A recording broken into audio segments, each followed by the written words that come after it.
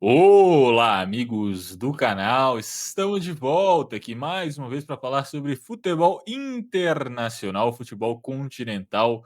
A pauta de hoje é Libertadores, semifinal da Copa Libertadores, para ser mais específico. Obviamente, estou aqui com meu amigo Matheus. Olá, Matheus. Fala Bruno, fala galera. Uma semifinal onde os técnicos brasileiros se deram bem, pelo menos na primeira perna, mas isso não quer dizer necessariamente que os times brasileiros saíram vitoriosos, né, Bruno? Com certeza. Raro vermos um treinador brasileiro atuando fora do Brasil, mais raro ainda em outros times sul-americanos. Eu não me lembro de muitos exemplos. Mas começaremos pelo começo. Flamengo 1, Racing 0, gol de Jorge Carrascal. Já no final do segundo tempo, um gol cagado, para usar um português claro, num jogo que o Flamengo foi dominante no quesito posse de bola, mas criou pouco perigo, né? É, o Racing, que talvez não, seguramente é, desde a temporada passada, o melhor dos argentinos. Não à toa ganhou a Copa Sul-Americana jogando bem contra um time brasileiro. Eliminando, não só ganhando na final, mas eliminando ao longo da competição outros times brasileiros também.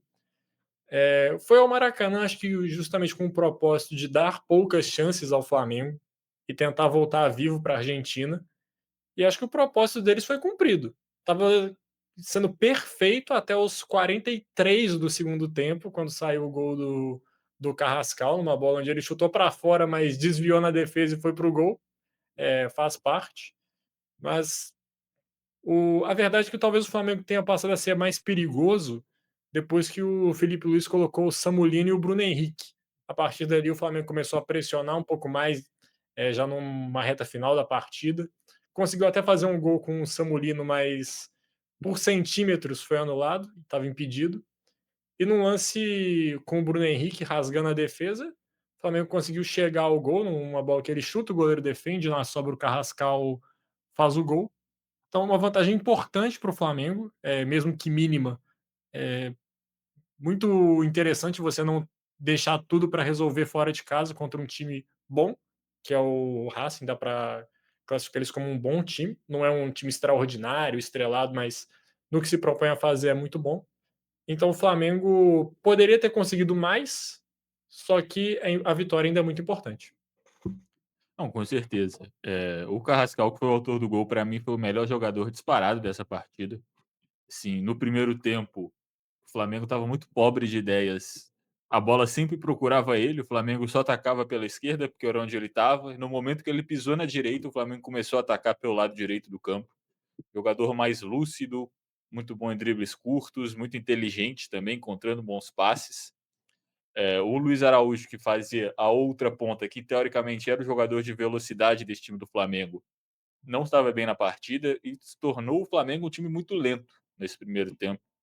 Eu acho que isso dificultou muito o time a conseguir atacar com, com ímpeto essa defesa do Racing, que fez um excelente jogo, conseguiu conter ali e muitas vezes os principais jogadores do Flamengo. O Pedro conseguia uma bola aqui, outra ali no meio de um tanto de zagueiro, que ele trombava com um, conseguia, sabe, fazer uns malabarismos com a bola. Ele é muito bom também em espaço curto dentro da área, mas não tinha grandes oportunidades. A Rascaeta bem discreto. O Luiz Araújo, como eu falei, pouco tocou na bola. E o Flamengo, no primeiro tempo, estava lento e estava pouco criativo quando a bola não estava com o Carrascal. Então parecia que o Racing conseguia ler bem o que estava acontecendo ali, que o Flamengo ia fazer e conseguia impedir os ataques antes que eles se tornassem perigosos.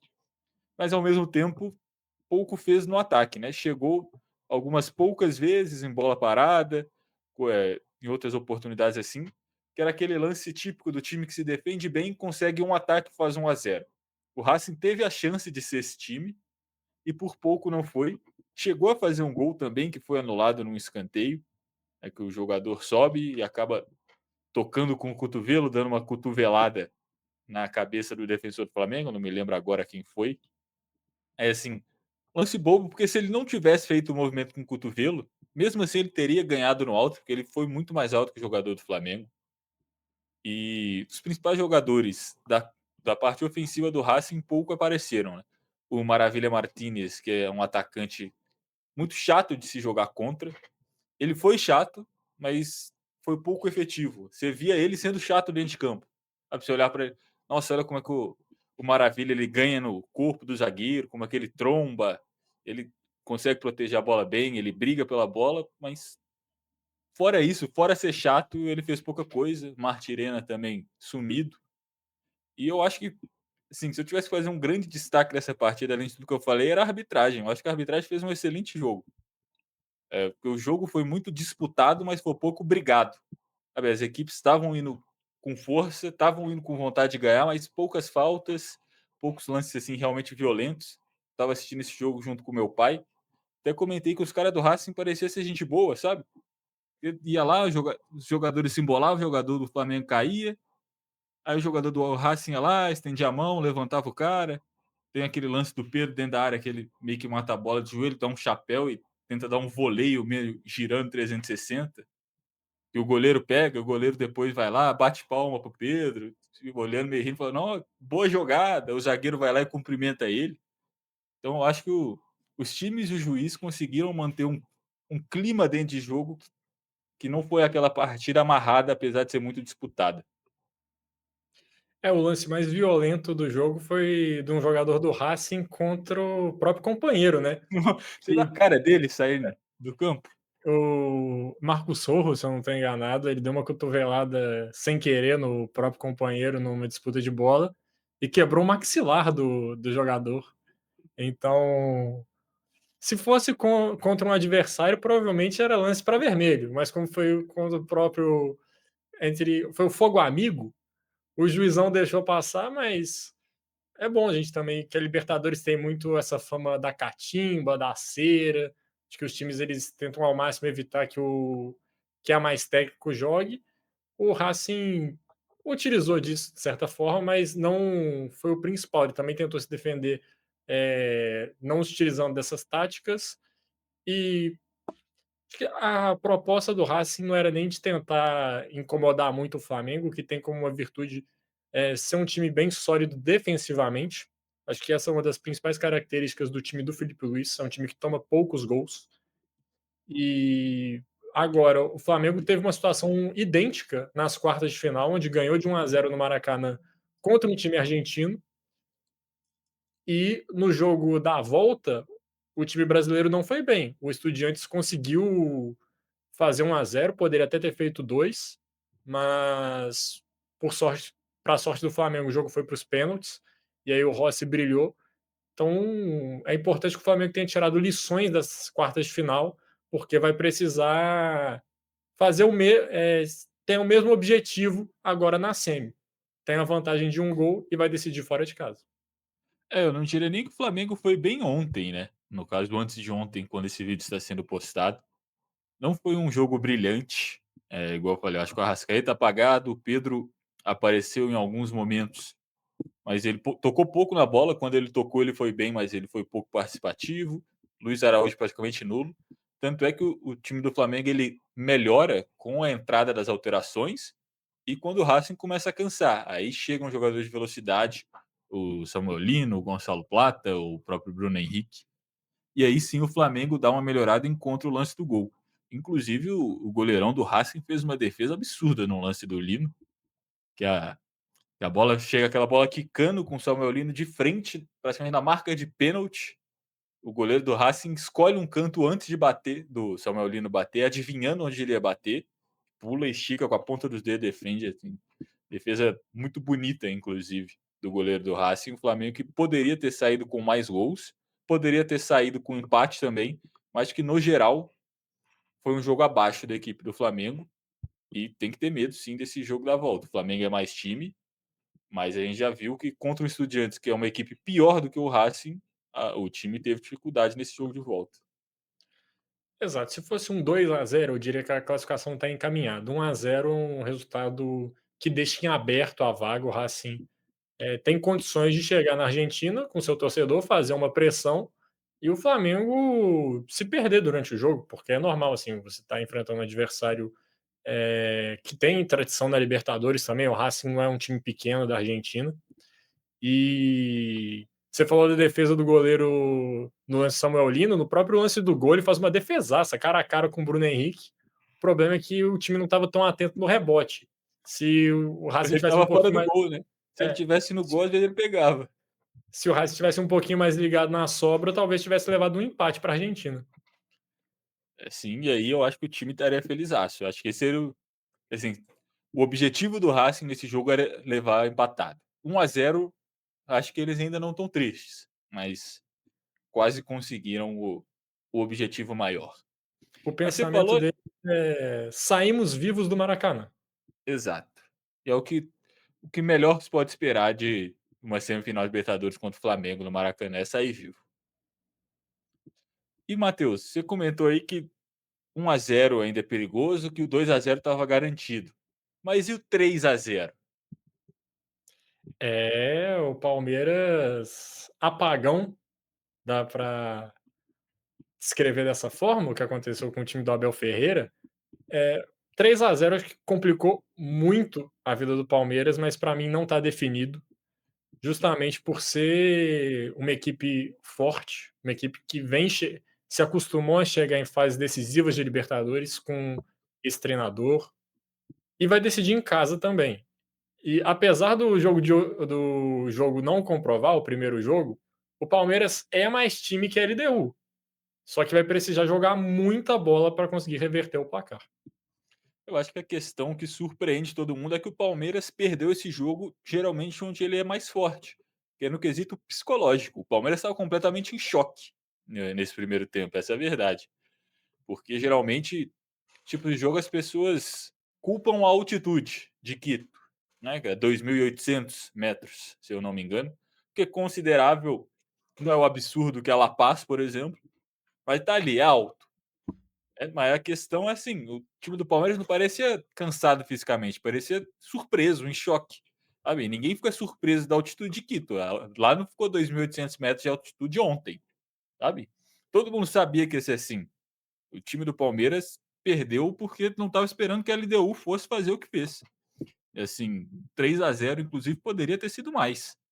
A equipe equatoriana começou num ritmo muito acima do Palmeiras, a defesa do Palmeiras completamente perdida, fez ali o 1-0, logo em seguida fez o segundo, poderia ter feito mais, no final do primeiro tempo ainda fez o terceiro.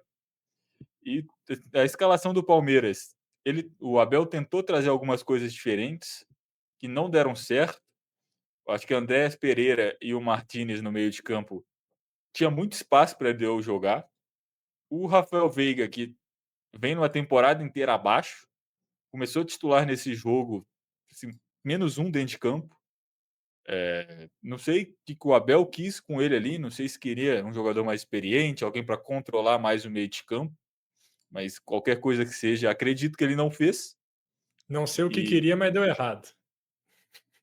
é, porque assim, Rafael Veiga hoje é uma sombra do jogador que ele já foi no Palmeiras, essa é a grande verdade. Não sei nem se a gente pode falar de má fase, porque já tem um ano, sabe, que ele tá assim, que ele tá mal. Muito espaço dentro de campo, o Palmeiras completamente espaçado.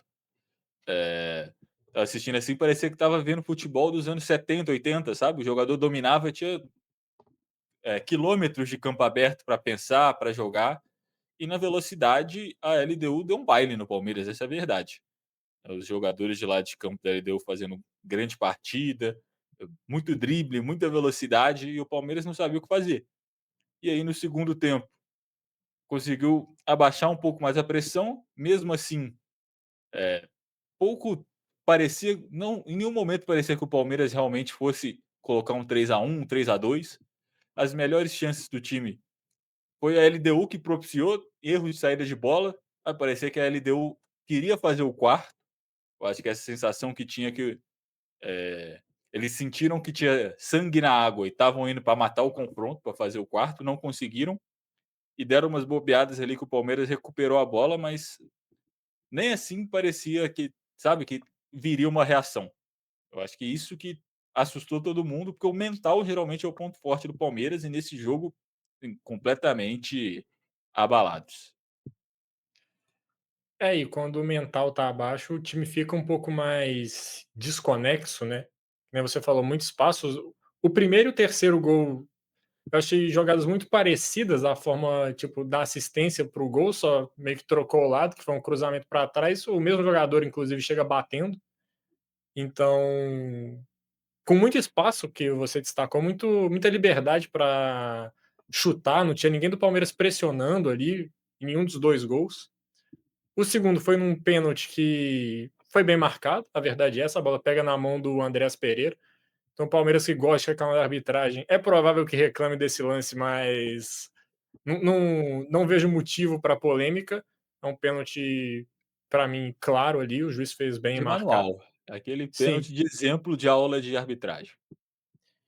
E você pode pensar, os 3 gols saíram no primeiro tempo, isso é um momento, que deu tudo errado, o time entrou desligado, mas vai para o intervalo, segundo tempo, tenta botar a casa em ordem, reorganiza ali, de repente faz alguma mexida, o Abel, para voltar para o segundo tempo. Nem isso aconteceu, a LDU continuou, controlando o jogo, as chances do Palmeiras não foram tantas assim também no segundo tempo, e se alguém merecia fazer um gol, como você destacou, seria a LDU, de fazer um 4-0 e aí praticamente matar o confronto contra o Palmeiras. E assim, se quiser ter alguma chance no Allianz Parque, vai precisar jogar de um jeito completamente diferente e contar até com um pouquinho de sorte, tipo, conseguir um gol logo de cara, nos primeiros 15 minutos para incendiar o estádio, algo desse tipo, porque ficou bem complicado. É, e vale lembrar que esse time da LDU não é que chegou na semifinal por causa da altitude, não ganhou do Palmeiras porque jogou na altitude. É um bom time, sabe, ganhou do São Paulo, em São Paulo, inclusive, no Morumbi por 2-0, perdeu para o Botafogo no Rio, se eu não me engano, e depois conseguiu a virada em casa, mas é um bom time e simplesmente o fato de não estar na altitude não vai fazer com que o Palmeiras ganhe esse jogo por osmose. Eu acho que o time tem que ter uma virada de chave, assim, gigantesca. Lembrando que o Palmeiras tem um jogo importantíssimo agora, no final de semana, contra o Cruzeiro, no Allianz. O Flamengo, que o Palmeiras jogou na rodada passada do Brasileirão, encostou, estão empatados em pontos, empatados em número de jogos. Se tropeçar para o Cruzeiro, que é o terceiro colocado, que ganhou do Palmeiras no primeiro turno, o time pode ver, ao mesmo, sabe, um espaço de 4 dias, o sonho de título de Libertadores e Brasileirão ir para o ar. E aí fica aquela dúvida também. Será que o Abel, para esse jogo final de semana, ele vai poupar o time? Porque o Palmeiras teve um jogo de ritmo altíssimo com a equipe titular contra o Flamengo. 4 dias depois, jogou na altitude de Quito, fez uma viagem gigantesca até o Equador, com o time titular. Vai voltar agora para São Paulo, para enfrentar o Cruzeiro, que é um time também muito intenso, se for com a equipe titular. E aí depois vai ter que pegar essa LDU para virar o jogo, fazer pelo menos 3 gols. Então, assim, você teria que jogar 4 jogos de muita intensidade, muito desgaste, com o mesmo time. Eu acho que o Abel vai poupar mesmo com esse placar de 3-0. Eu acho que o Palmeiras internamente não vai aceitar passar a imagem de que aceitou a derrota, nem acho que os jogadores e o treinador acreditem nisso. Mas, assim, pode acontecer um desastre no Palmeiras em questão de uma semana. Eu acho que o Palmeiras vai poupar aqueles jogadores que estiverem mais desgastados, tipo assim, aquele tá à beira de estourar, por exemplo, o citar um exemplo aqui, não tem nenhum tipo de informação, tipo, Vitor Roque. Se ele jogar os 2, ele vai estourar. Se for nesse sentido, acho que poupa para o jogo da Libertadores, mas também não vejo o Palmeiras entrando com um time inteiramente reserva, porque é quase que um sinal de você abrir mão do Campeonato Brasileiro. E que, assim, tá tão disputado ali, o Palmeiras e o Flamengo estão empatados em pontos, tem o Cruzeiro que tá 5 pontos atrás, pode, se ganhar encosta, ficar 2 pontos do Palmeiras, que passa uma sensação: "Não, nós vamos, deixar esse campeonato de lado para focar na Libertadores, para ver se a gente consegue reverter uma situação". Não vejo o Palmeiras fazendo isso, acho que vai rodar uma ou outra peça ali que está mais desgastada, porque a sequência foi pesada, teve esse jogo com o Flamengo que você destacou, e não só ao jogo na altitude, mas a viagem para o Equador também não é uma viagem tão simples, né, que essa é uma questão que a gente compara muito Europa com a América do Sul, são viagens mais longas, é um caminho mais desgastante que os clubes passam, os próprios torcedores que acompanham. E assim, acho que quando a LDU eliminou o São Paulo foi muito focado nos problemas do São Paulo e pouco enaltecido os méritos que a LDU tem, com um treinador conhecido aqui do futebol brasileiro, que é o Thiago Nunes.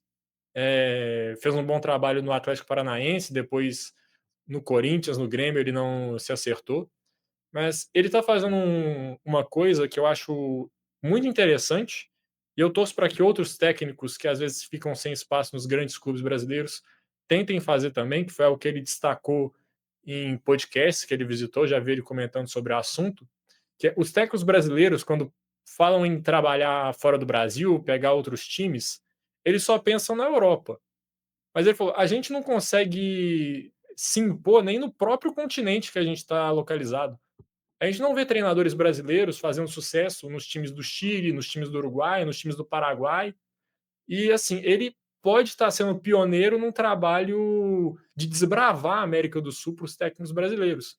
Ele está a 90 minutos de chegar numa final da Libertadores. E não seria favorito, mas tem chance de ganhar, porque é um jogo só.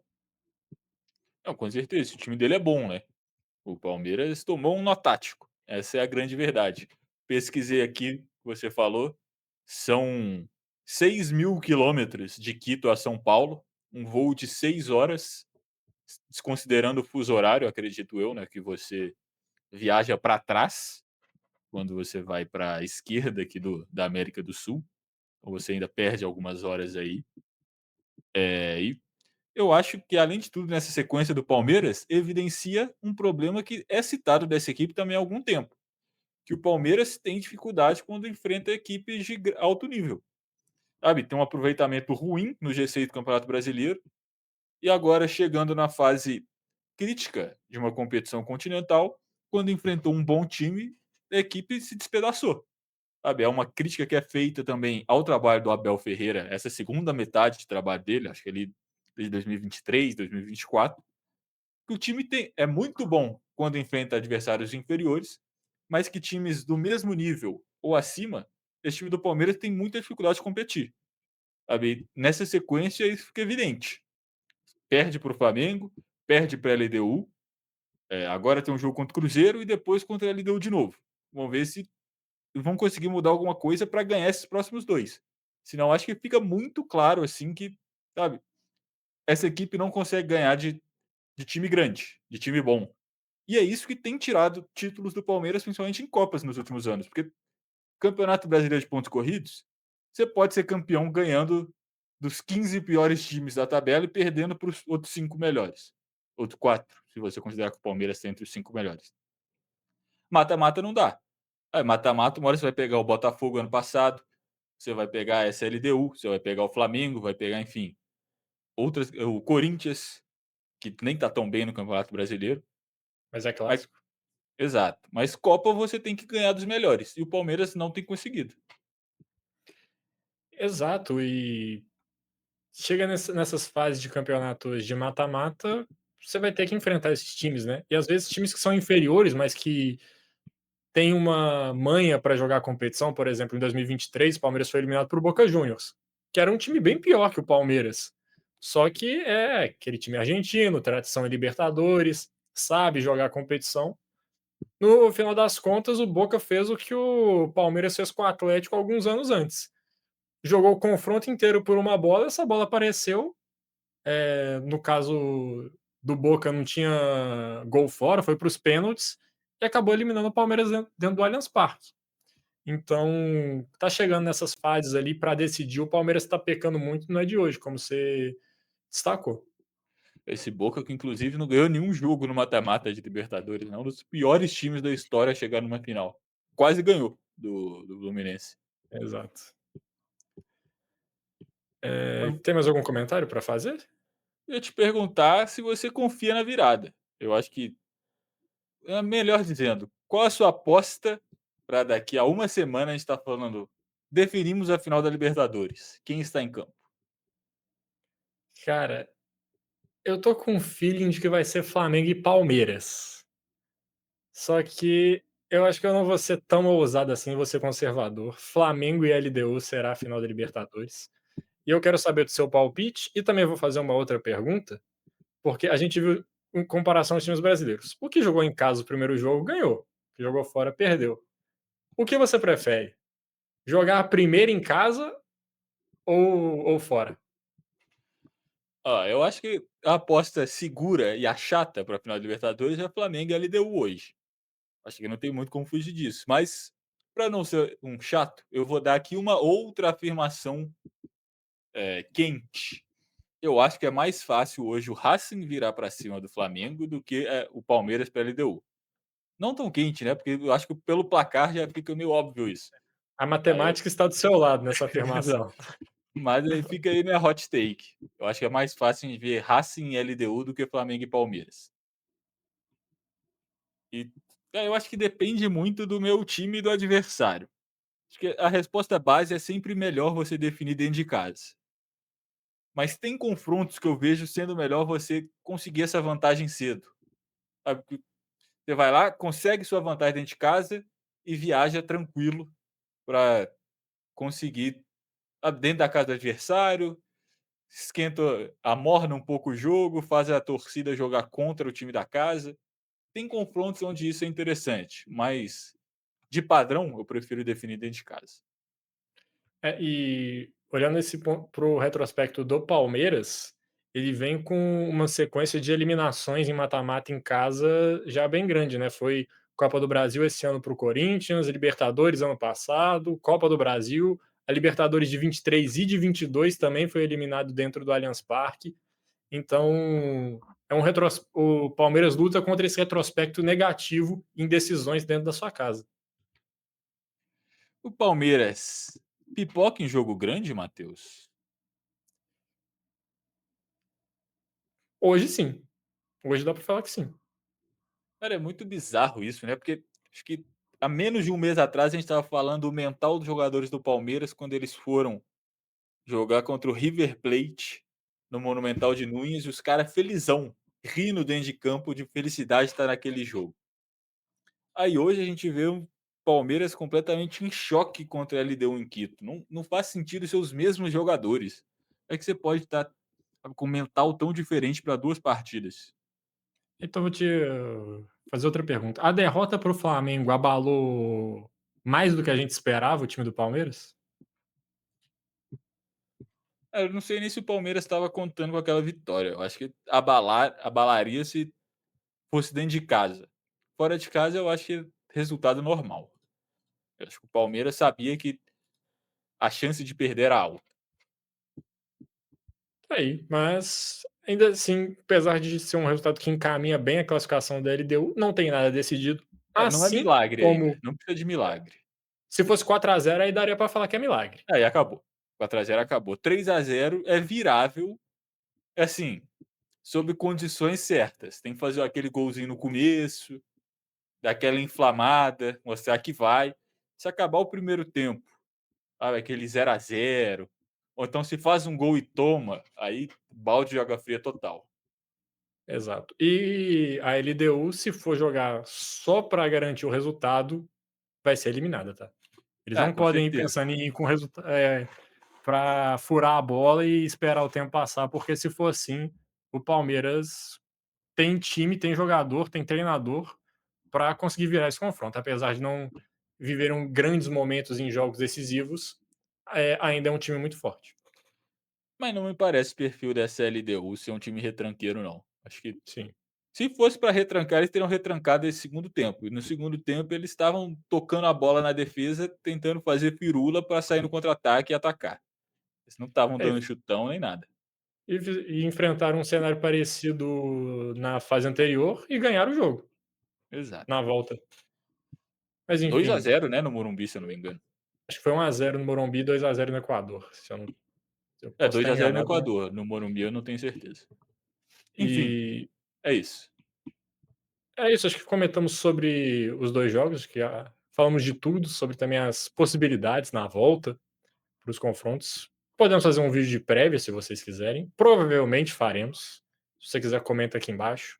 Também comenta aqui o que você achou, se o Flamengo decepcionou e ganhando só de 1-0, se poderia ter feito mais, ou se tá justo, que é um jogo de Libertadores contra um time argentino, eh, raçudo, tal, a gente sabe aqueles times argentinos que são chatos de enfrentar sempre numa Libertadores. Se o Palmeiras ainda tem chance, se está vivo, ou se já acabou, a LDU já é finalista da Libertadores.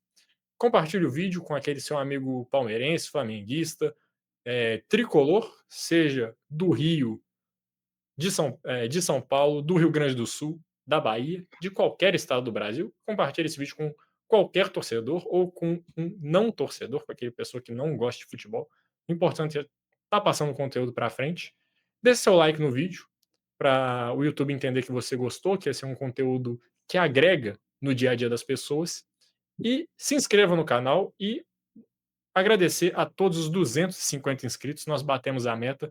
Muito obrigado você que chega aqui no canal e nos ajuda a crescer a cada dia mais. Tamo junto, galera. Nós só seríamos dois palhaços sem ninguém para ver, falando para a câmera do computador, se não fossem vocês. Agora nós somos dois palhaços que falam para algumas pessoas ouvirem. Então, nós agradecemos de coração todos vocês que chegaram aqui. Muito obrigado e até a próxima. Rumo aos 300. Alô! Valeu!